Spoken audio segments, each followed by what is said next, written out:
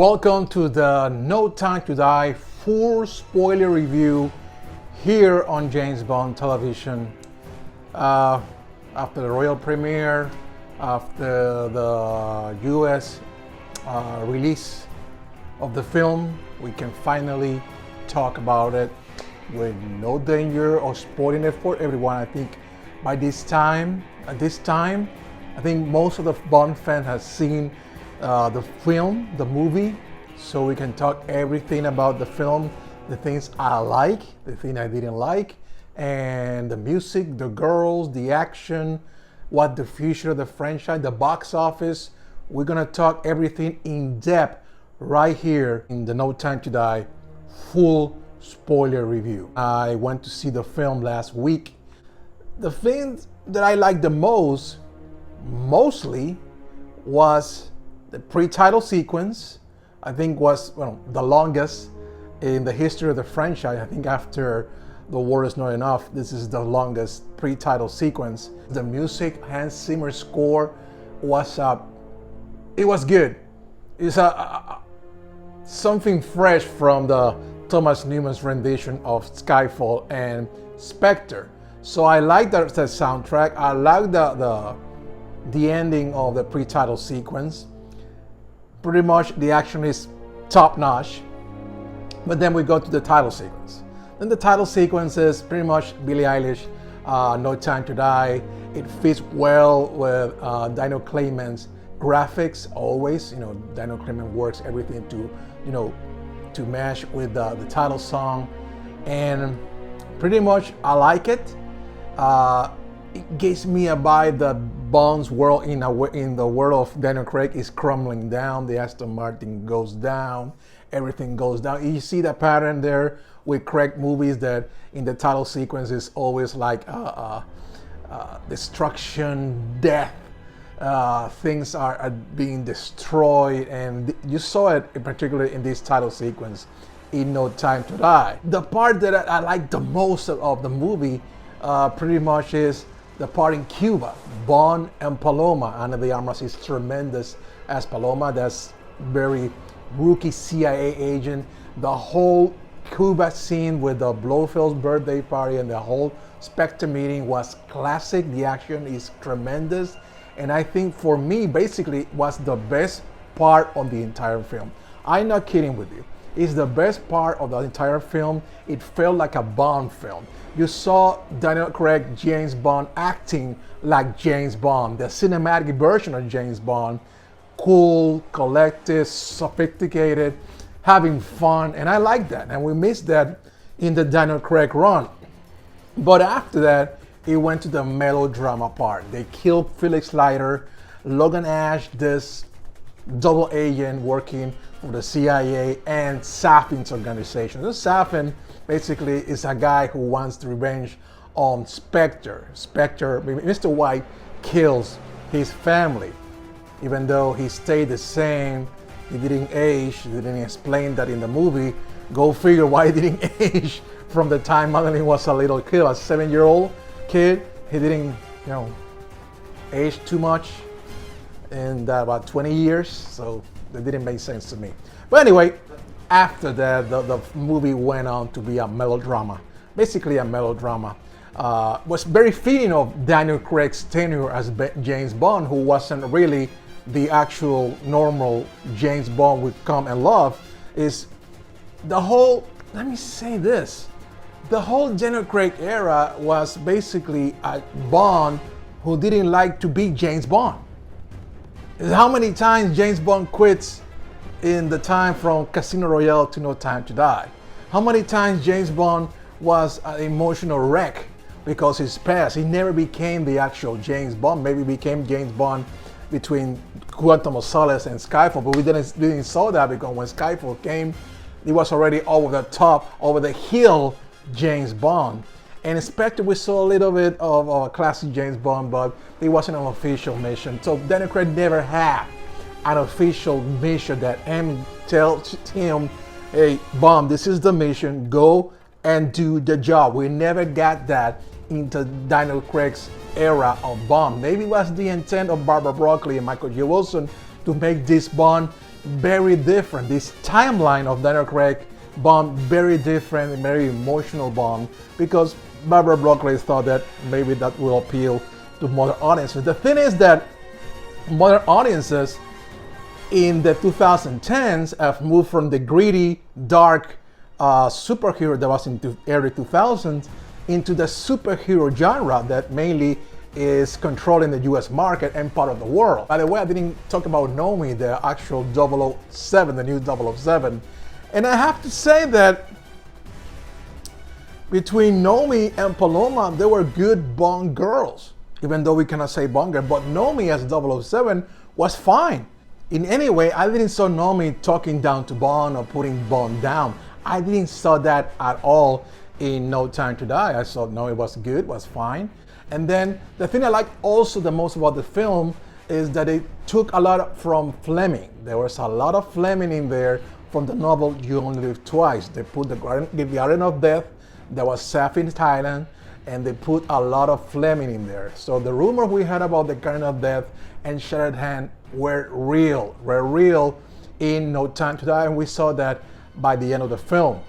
Now, the most controversial part of No Time to Die, actually they killed James Bond. Remember all those news rumors that they were going on for years from 2018 forward, that Bond was going to be killed and people were denying it. That actually came true. Bond was killed. Bond sacrificed himself for Madeline, for his daughter, and from the rest of the world. And I thinking, well, maybe Daniel Craig and the producers say, hey, if Hugh Jackman did it in Logan for Wolverine, maybe also Tony Stark in the Avengers, Robert Downey Jr. did it, that character died. So that's the trend that is going on, the big heroes dying at the end, making the big sacrifice. Why not Bond? Why not this Bond that lives in this peculiar timeline, sacrifice himself, not something that's never happened in the cinematic universe of James Bond, even though, once again, Daniel Craig's James Bond is a very different Bond apart from Roger Moore, Sean Connery, Timothy Dalton, George Lazenby, and Pierce Brosnan. So he sacrificed, he kills himself basically. He could basically, get out of the island, but he couldn't. He was beaten, he was wounded. So James Bond dies, and the end of the film, Madeline and Mathilde go to the sunset, and Madeline was telling her daughter about the story about Bond, James Bond, basically telling the story about Mathilde's father.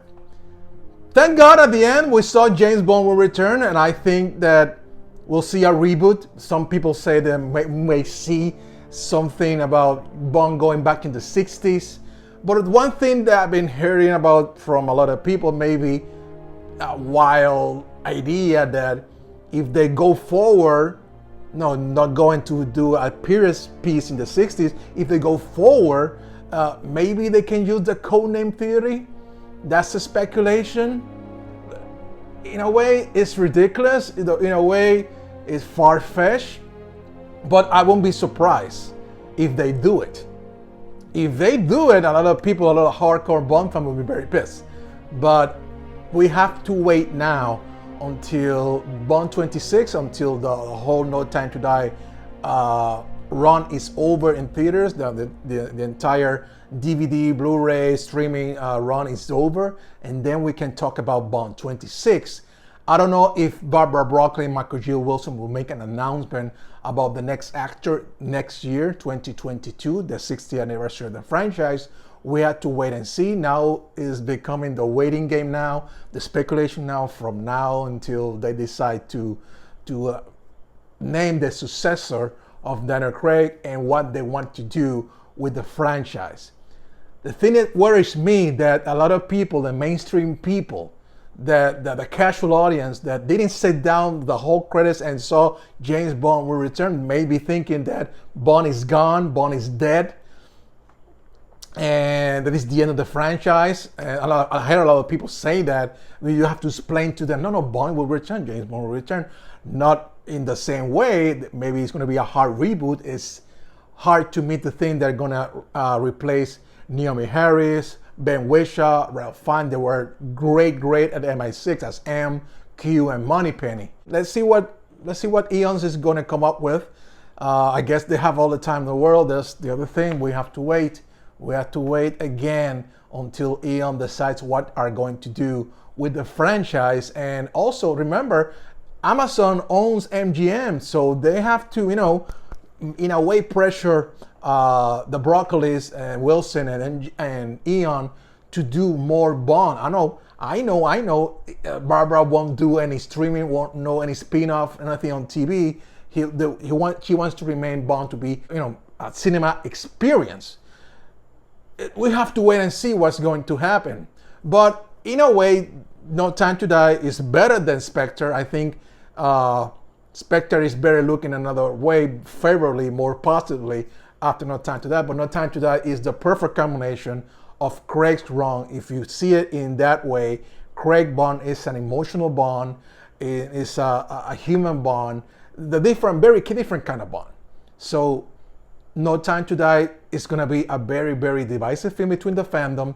I don't know if movie audiences will treat it that way. We have to wait and see until the box office. So we have to wait and see about those box office numbers, if they do anything about the future of the franchise. The franchise has to be rebooted. It needs to be rebooted. My fear is that they're going to wait a long time again. But that is something that is out of our hands. We can do nothing about that. We have to wait and see what Eons is going to do with the Bond franchise. Overall, the film was good. The film is better than Quantum of Solace and Spectre, but everything is subjective. You may want to judge the films in another way, and you may like Spectre, you may like Quantum. And for me, the Daniel Craig movies, the Daniel Craig James Bond movies are like a roller coaster. Casino Royale, Quantum of Solace, Skyfall, Spectre, and No Time to Die. So the Daniel Craig era is over. The movie is going to make money worldwide. That's great. Not the way they're expecting, because there's still a pandemic going on, and that's the easy excuse to do.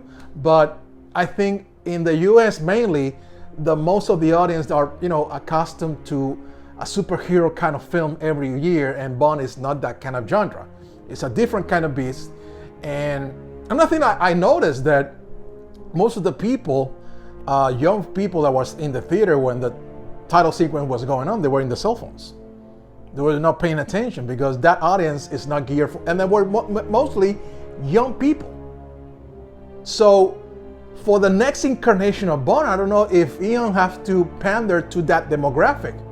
I know most of the fans will say, no, forget about those people. Pander to the old audience, but the old audience will not be there forever. Will not last forever. You got to build into the future. So that's something that Eon have to address. That's something that Eon have to work. Or this may be the last Bond film, but it's not, because at the end of the credits, you just read James Bond will return. In what fashion, in what form, we'll have to wait and see. My friend, this is my review of No Time to Die. I hope you like it. I hope you like the movie. If you like the movie, fine. If you don't like the movie, that's also fine. Movies, like art, are subjective. That's the beauty. We can discuss it here on the social media, on the YouTube channels, on Facebook, on Twitter, on Instagram, to the end. So this movie is going to be talked about for years to come. I guarantee you, No Time to Die will be a very, very controversial Bond film. So my friend, this is my review of No Time to Die here in James Bond Television. Leave your comments in the section below, and I'll see you next time here on James Bond Television.